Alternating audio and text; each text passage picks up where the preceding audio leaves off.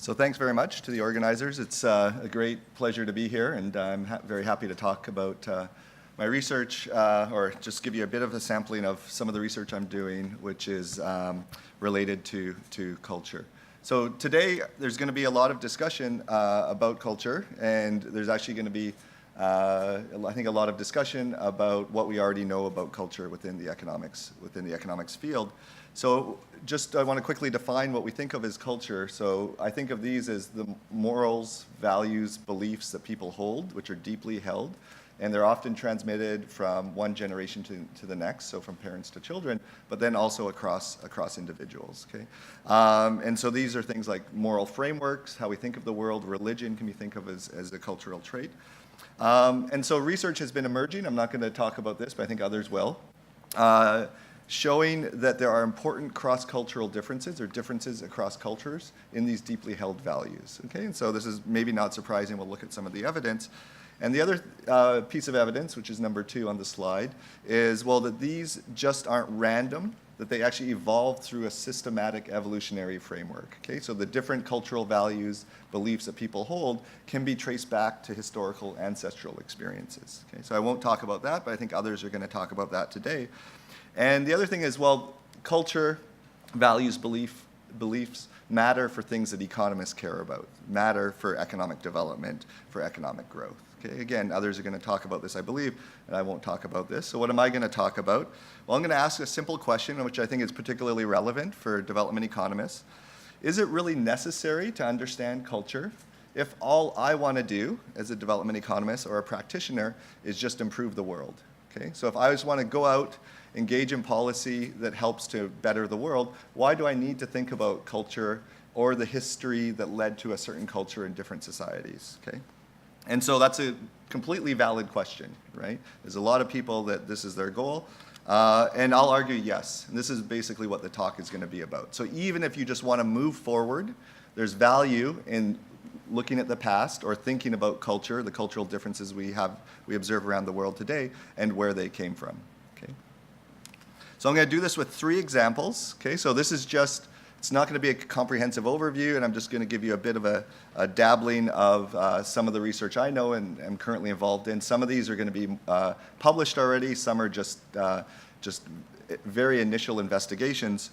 But they're going to come from 3 fields, which are 3 areas of development, which are very plain Jane. These are your standard areas of development, if we think of development policy: health, agriculture, and education. So these aren't weird things and weird situations where we think culture might matter, okay? Okay, so the first thing I'm going to talk about is health, okay? So there's a lot of examples of Western medicine attempting to go into developing countries. There's been huge improvements over the last 100 years. We know as doctors and as practitioners how to save lives. We have the technology. We go into the country, we have the donor money, we invest in the infrastructure, and we attempt to do this, but then we're derailed because we don't have the cooperation on the ground from local participants that we should. So the biggest example of this is recent Ebola outbreaks. So here's just a headline from 2014, the West African Ebola outbreak, where you have practitioners, you have medical professionals that know what's going on, and they're trying to get people to do what they need to do to contain it, and people aren't listening to them and actually believe that they're the cause of Ebola, that Ebola is actually something that was manufactured by the West, okay? And so you might think, well, that's just one instance, but actually this is very recently, this is from only 3 or 4 days ago.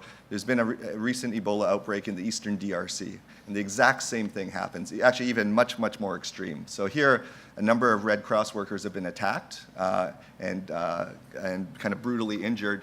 And so it's not just that they're not listening to them, but they really distrust them and feel like they're the cause of this. And so those are extreme cases, but there's actually less extreme cases where you might think, well, these are cases where there's a lot of death and uncertainty, and so people are just acting irrationally. So even in cases like vaccination campaigns, where there's nothing kind of dramatic going on, there's a lot of examples of people refusing vaccinations. So the probably most well-known is in 2003, there was a global polio vaccination campaign, and in Nigeria, 3 states in the north just refused, right? And this is very common at a much more local level. So what's going on, or what's the cause of this, or can we better understand this? If we go back in history, actually, to the early colonial period, so early 1900s, there were similar campaigns which were going on. So these are images from colonial medical campaigns. And so this is where colonial officials come in, and they're, much like they are today, trying to do good. Okay, so these are campaigns where they're trying to eradicate sleeping sickness, which is a disease that's transmitted by the tsetse fly, also known as trypanosomiasis. And what they did is they would come into villages, they would line people up. Often, they were often they want to do this quickly and efficiently, so they would often work with the chief and line people up and coerce them, because they all didn't want to do this. The picture on your right is basically testing for trypanosomiasis. So that required a spinal tap, which was very painful. Often what they did was, rather than test people and only treat those people that had trypanosomiasis, they would just treat everybody. Okay? And like I said, this was often you had to do this at gunpoint or with coercion. And early treatment was using an arsenic-based drug called atoxyl. So it turns out 20, 30 years later, they found out, oh, well, this actually causes blindness over the long run. So 20% of people that took this actually then were visually impaired or blind. Okay? And so these are places. This wasn't that long ago. This is between 1920 and 1950. I have two students, Sarah Lowe's and Eduardo Montero, which actually tried to quantify this and see whether this is related to what's going on today. Okay? And so the way they did this is went through colonial archives and got measures of how many times were different regions of French Equatorial Africa, so these are all French campaigns they're looking at specifically, were visited. You can kind of see this on the map. Okay?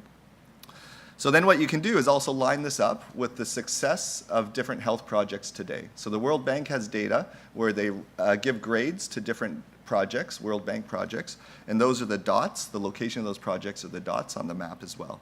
So if you correlate those, these are, so I'll have no equations, so you can be happy about that, but I will have a few graphs. If you correlate those, the graph on the left tells you the relationship on the x-axis, the number of times a district was visited during these colonial medical campaigns. And on the y-axis, the vertical axis, is the score. How successful are World Bank projects today?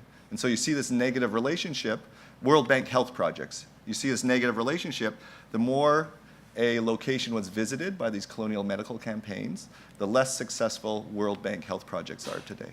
And the right graph tells you, this is specific to health projects. Okay? The right graph is an aggregation of all other types of projects, and you see if anything the relationship there is positive. Okay? So it's specific to health projects. So we can dig down a little bit deeper. Well, why is it that these projects failed? There's lots of reasons. They also collected data from the DHS, which is a survey which is undertaken many times in many countries, where they offered people free blood tests. So free blood tests to determine if you had anemia or HIV, and people refuse. And so if you look at the refusal rates, they correlate very strongly. So in places where you had these colonial medical campaigns in the past, these refusal rates are much higher. Okay? And if you look at the culture, the oral history of the people, they remember, there are narratives where they remember these colonial medical campaigns. There are songs which have been created that they sing about how these foreigners came in, they did things to them that were very painful, there were these adverse effects, right?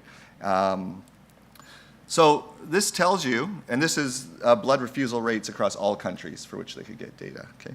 So this is just one example of historical events causing an evolution of culture, and here I would call this distrust in Western medicine, and that affecting policy today. Okay? So if we're policymakers and we understand this paper is only about a year old, if we now understand this, we can think about when we go into a location and are undertaking health policies, maybe we should learn about the history, think about what effects that had, and maybe we need slightly different strategies in different places, depending on the particular histories that they had.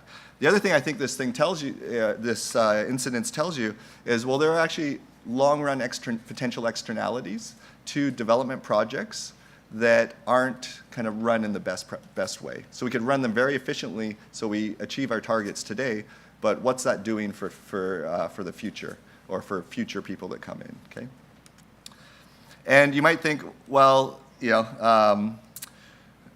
this is of Africa. I wanted to give you one other example closer to home, and this is within the U.S. There's a well-known experiment called Tuskegee. I think anyone who's done IRB has learned about this, because IRB was created because of this. It's an experiment from the U.S. government, started in 1932, where they observed black men that had syphilis. Okay, so they observed them for 40 years, observed them at regular intervals, knew they had syphilis, knew the treatment, and did not treat them. Okay, and in 1972, 4 years later, there was a magazine article that came out in Ramparts magazine, an expose that revealed this. Okay, in the left graph, you can see each of those dots is the mortality gap between blacks and whites. The blue dots are for males, and the red dots are for females. So you can see over time this gap is declining, right? And it's of individuals 55 to 64. So the gap between black and white mortality is declining over time until 1972. That's the line. And then the female gap, remember women were not part of the study, continues to decline, while the male gap kind of slightly reverses or completely flattens. Okay? And so she, in her paper, so this was published in the Quarterly Journal of Economics in 2018, this is another student of mine, Marcella Alsan, basically documents that this is a causal relationship from Tuskegee to mortality rates of African American men. Okay? And part of this is going to be your distance from Tuskegee, which you can see in the map is the location there. And so she's actually gone on, she's a medical doctor, she's gone on to now think about, well, how do we fix this? Okay, so now she's implementing, this is a follow-up paper, mobile health units within Oakland, and she's recruited African-American men from local barbershops. And what she's doing is she's randomizing, are you assigned to an African-American doctor or not? So if we think that these higher rates of mortality are due to distrust in Western medicine, that might be one way to overcome this. And she's finding large effects depending on the race of the doctor in whether people take up this free medicine. Okay? So I think that's just one example from the health medical side. Okay, so agriculture. So here's a headline from The Economist. So it says, why fertilizer subsidies in Africa have not worked. Okay, so if you look around the world, fertilizer consumption has increased. We know that fertilizer has huge impacts on agricultural output. That's a good thing. Agricultural output spurs industrial output. This might be hard to see, but the very bottom line is the use of fertilizer in sub-Saharan Africa. Okay, and there's a quote there from a well-known agronomist, Stephen Carr, about how in Africa people don't use fertilizer. Okay. So this is something I've been thinking about. There are some well-known papers, for those of you that are academics, within economics, conjecturing that there are certain reasons. And so we're going to explore this a little bit from a cultural dimension, or we have, and we've started. This is, again, very exploratory, so I'd love people's thoughts on this. Going to, in some sense, almost the epicenter of Africa, a town called Kananga, which is in the middle of the Democratic Republic of Congo. And we just asked people, or individuals from Kananga, but actually who have recently moved from these rural areas. So we're asking them about their villages and just providing them little case studies or vignettes. So imagine we are in a village outside of Kananga. The primary crop is maize, so that's factually correct in the region. Imagine that one farmer named Mutombo has a maize harvest that is twice as large as all other farmers in the village. Okay, so for some reason he has a particularly good harvest. And one question is, well, what will others believe is the reason for Mutombo's success? Okay, so you can think about this. What would you believe? And the number one answer is the use of fetishes, witchcraft, or ancestors. Okay, so that there is going to be some sort of supernatural reason that an individual has a particularly good harvest. Hard work. The other supernatural reason is Christian, so prayers, blessings from God. Skills and good luck. Okay, so that's the first thing. So imagine now in the same year, one of the other farmers has a particularly terrible harvest, and his crop is completely eaten by insects. Okay? How likely is it that others will blame Mutombo for this? Okay? And this is motivated in part because when we were there, I've been there for a number of years now, that we've heard many, many stories like this. Okay? So, having your crops eaten by insects are really unrelated to the fact that Mutombo, may have used fertilizer or did something and did particularly well. Similar stories where one child will die unexpectedly from malaria, and people will link it to something else that happened, which was good. okay? And so you can see very likely or likely. So in the back of people's mind, it's, well, this person may have been using witchcraft. Witchcraft is zero sum. To gain something, you need someone else to lose something, and that's the link, okay? So will other people in the village expect Mutombo to share some of his newfound wealth with them? And you can see yes, right? So either everyone, most people, family and friends, and then a few people in their villages, they find no one will, okay? So this has to do with redistributive pressures, right? So if Mutombo refuses, how likely is it that other members of the village will try to sabotage Mutombo's crops in some way? Okay? So you can see very likely or likely is extremely common. Okay? So again, like I said, this is research we're just starting, but you can think about, well, in this environment, would you want to take the risk to try a new technology that people really don't understand and that could fail, so you're bearing all the costs, when the benefits potentially have some of these things that come along with them, okay?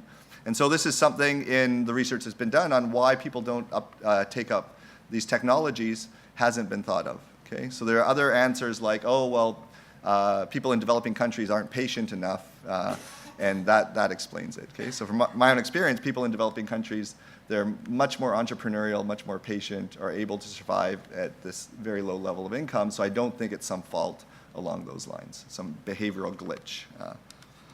And so these are global prevalences of such beliefs. So this is basically beliefs in witchcraft, or here it's evil eye. This is data from Pew.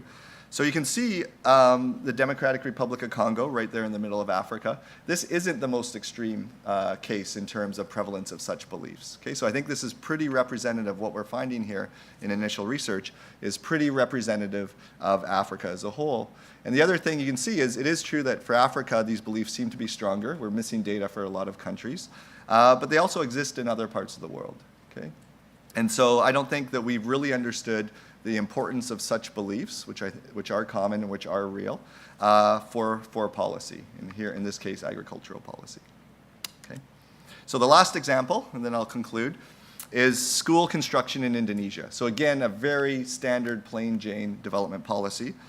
In 1973, the Indonesian government launched the largest school construction project in the world with the help of World Bank funding. 61,807 primary schools were built over about a 6-year period. So was it a success? So again, for those of you from that are economists or academics, we know that it was a success. There's a famous 2001 paper by Esther Duflo in the American Economic Review that showed it was a success. Okay? But she only looked at boys, actually. And the reason was because she wanted to then look at the effect of education on wages, and it was only men that tended to work. So if you look at girls, you find zero effect. So big positive effect on schools for boys. Schools are built. I send my son to school, but schools are built. On average, I don't send my daughter to school. Okay? But it turns out if you dig deeper into this zero effect, there's a lot of heterogeneity. So for certain ethnic groups or certain regions, there was a large positive effect. And for other ethnic groups, which tended to be the dominant ethnic group in terms of numbers, the effect was zero. So when you average it, you kind of get zero. But for one group, it was a huge success. For another group, it was a huge failure, right? And so why is it that the policy here was a success, here was a failure? And if you're evaluating it, you would come to very different answers depending on which ethnic group you looked at. So we replicated the same thing in Zambia, actually. There was a similar school construction project about 20 years later within Zambia, and you find exactly the same thing, okay? So what's going on? So it turns out it has to do with a custom that has, at face value, nothing to do with education, okay? And so this is a marriage custom called bride price, which is common in much of Asia, throughout much of Africa. And this is a payment from the groom, at marriage, from the groom to the bride's family. And so this payment is often large, often in excess of a year's worth of income, sometimes 2-3 years worth of income, okay? And these are the regions of Indonesia and of Zambia that have bride price, okay?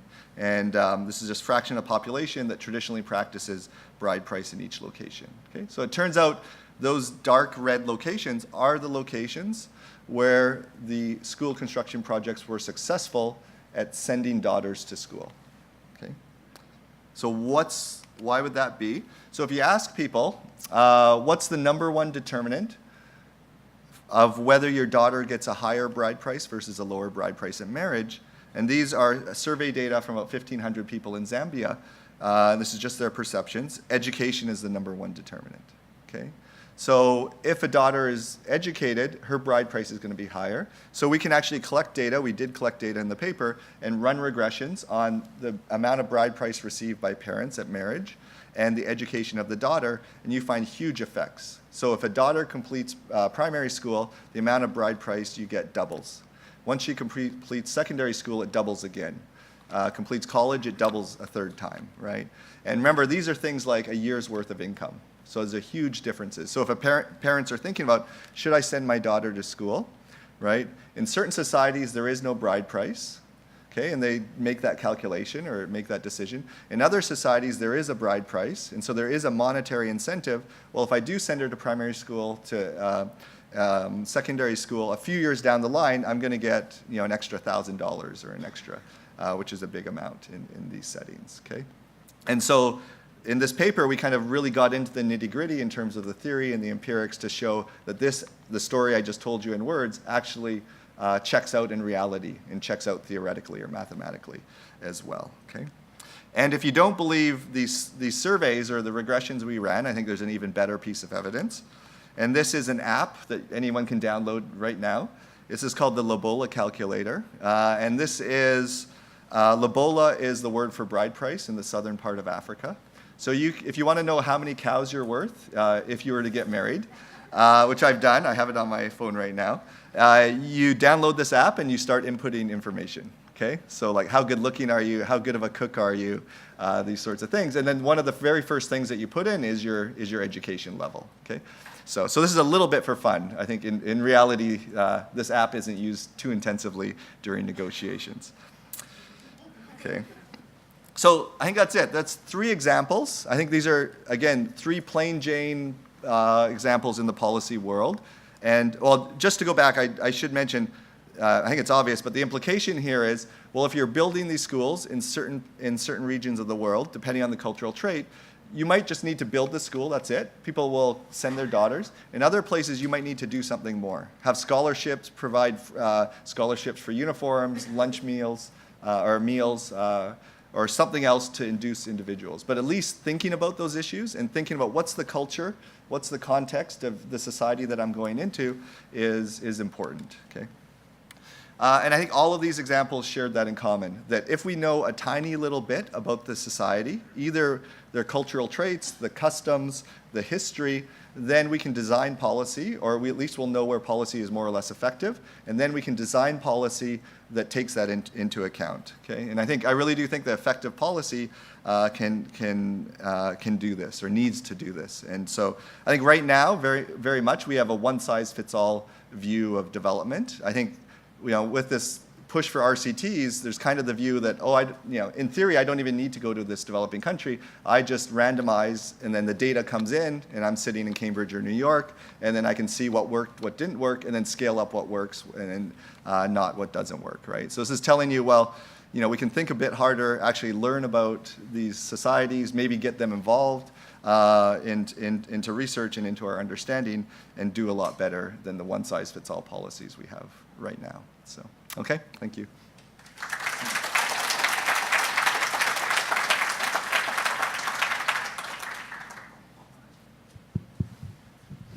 For your witchcraft story, there were a lot of countries there that just said unknown. Yeah.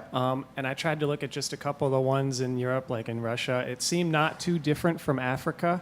For the countries that were unknown, are they most likely to be low witchcraft countries, or how does that data work out? And does that fuzzy anything?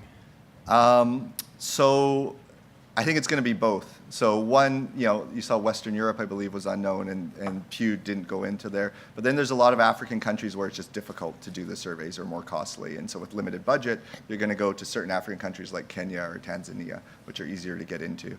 And so I think it's going to be a mix, actually. Yeah. And the other interesting thing, that if you wanted to really understand the dynamics of this, how these beliefs evolve, how they, maybe change over time, actually looking at European history is going to be important, right? And so it wasn't too many centuries ago, maybe 1 or 2 centuries ago, that these beliefs were also very prevalent within Europe. I think France had a big transition very late in terms of these beliefs, and so yeah. So I think this is, I think just open, an open research agenda.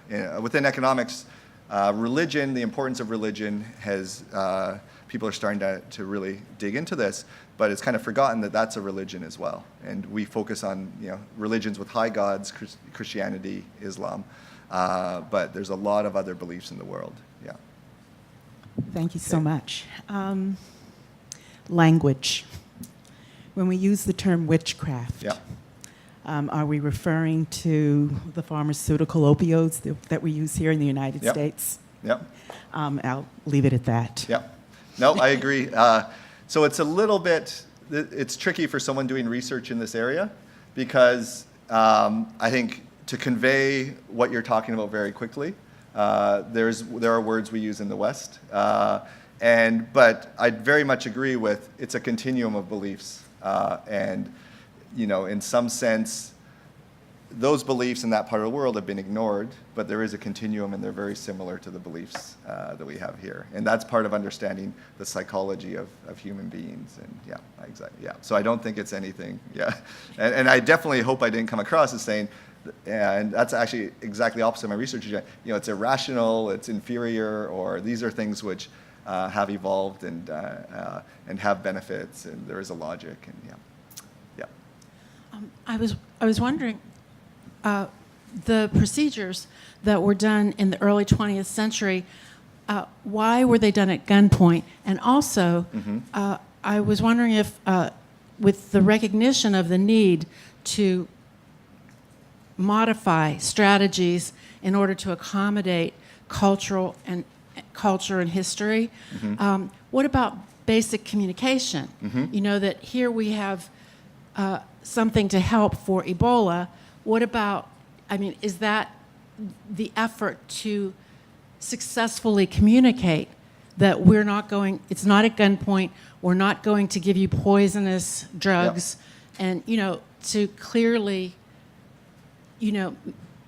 make it known that this actually will help. Basic communication doesn't seem to be, that big an obstacle.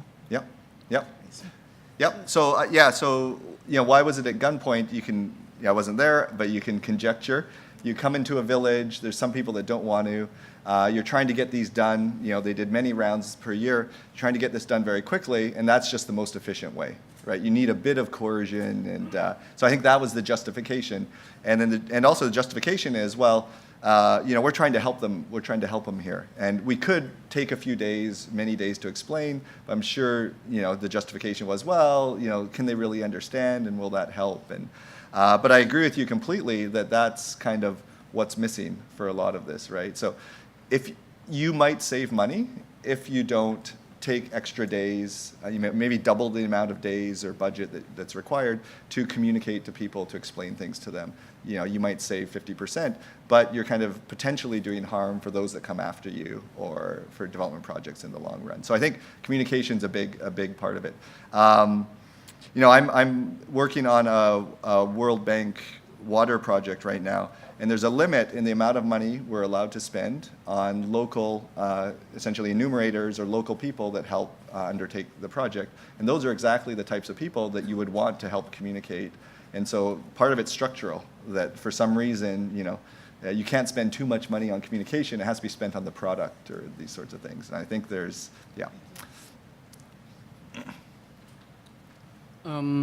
There's only another part that you have to deal with the history of European involvement in these countries.